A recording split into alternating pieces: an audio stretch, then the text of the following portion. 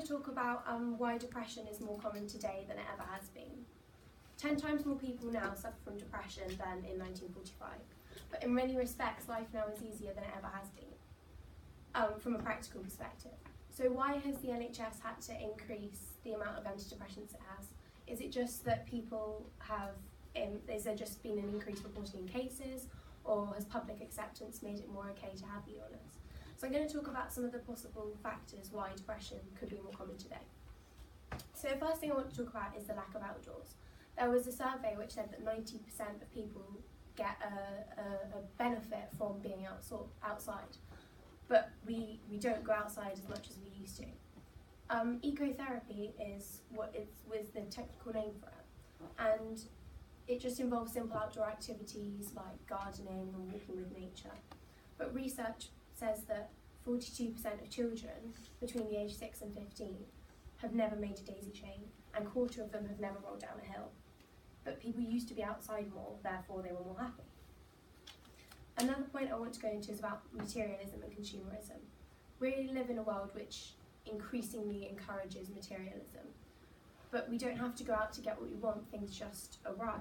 We have an instant gratification and we don't have to work for what we get, and that comes with guilt, and also happiness of a product is short-lived if you haven't worked for it. And another point which is probably not as thought about is society then versus now.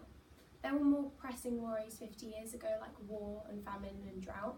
So if you're worried that you're going to die, you're less likely to be thinking that you're not getting the most out of life, and that you're feeling a bit sad. Another thing which is probably quite a common thought is about exercise and diet. Obviously, there's a lack of exercise in our society. There's a willingness to feel lethargic. But 80% of people do not exercise regularly, and this can lead to obesity, which can come with like self-loathing, guilt, and even illnesses like diabetes. Exercise produces endorphins, which is a hormone which induces a positive effect on the body.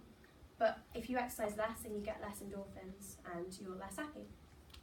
And also, for drug companies, it's a diagnosis. It kind of promotes depression. Companies who sell drugs for depression want people to recognise symptoms of it, because then they can give it a name, package a remedy, and then sell the remedy, because it's a moneymaker. Also, now we have disconnected communities, and in cultures that retain a strong sense of community, depression is practically unheard of. Community makes you feel good, therefore more endorphins, and people used to live in closer communities, be closer to nature, and belong to a faith, which I'll go into later. And probably a big thing that you all know is the media. The media comes with 24/7 news saturation and stories of suffering. There have just been such big technological changes that there's a pressure to be connected now. Also with the media comes cyberbullying. And a big thing that could be causing depression now is that it's such a big distraction.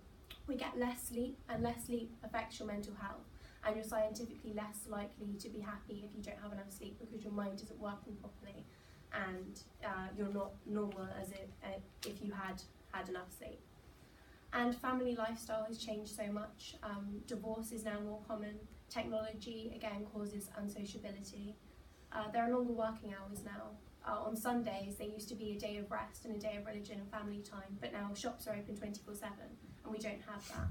There's such an entrepreneurial greed, this me attitude, but if you do things for others, you're more likely to be happy, but we've got less of that now, which could also be why we're a more unhappy society.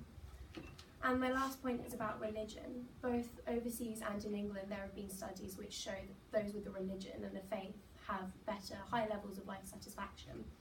But I've got a graph here which shows, in America they did the study, and this is the decline in religion in 60 years, and you can just see how dramatically it's gone down. And so that's my last point. Does anyone have any questions? Are there any other factors that you didn't mention that still?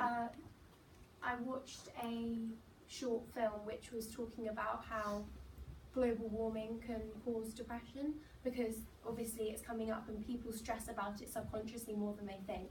So that could be another thing which could be leading to depression. Jess, the government recently did a survey on happiness to assess people's happiness, Yeah. which obviously links to if they're feeling depressed. I wonder what your ideas are about what government role has in, as far as education, what they can do to kind of help. Education. Well, I don't think they can do much because they don't have that much control over students' personal lives, if you see what I mean. They can only control what goes on in school.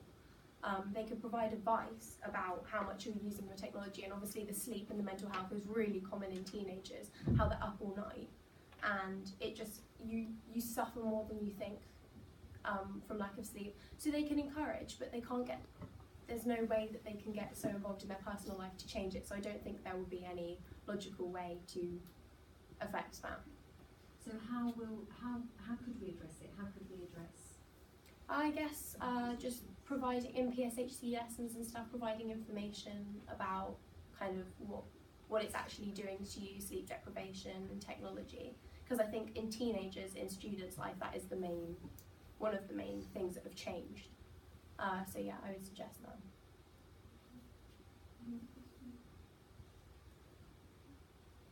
Well done.